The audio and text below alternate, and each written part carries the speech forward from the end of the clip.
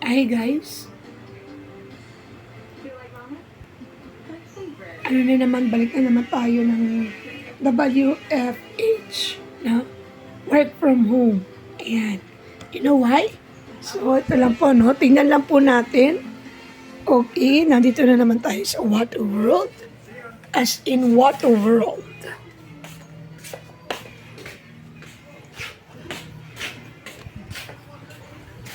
Ayan. Look at po.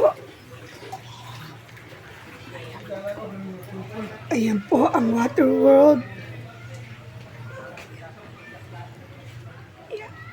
Hindi ka po makakalabas. Ang taas ng tubig sa daan. Grabe po. As in. Hindi ko po alam kung bakit nagkaganyan ang lugar namin dito. Talaga pong lumala ng lumala ng lumala. Kaya po sa totoo lang, pinagdarasal ko na huminto na po ang bagyo, ang ulan, para po mag-normal na po ang buhay namin dito sa aming purok na unfortunately talagang delubyo ng baha at ng bagyo. But anyway, pray to God. Sama nyo kami sa prayer na lahat tayo maging safe. And God will always guide us all the time. Thank you po and God bless everyone.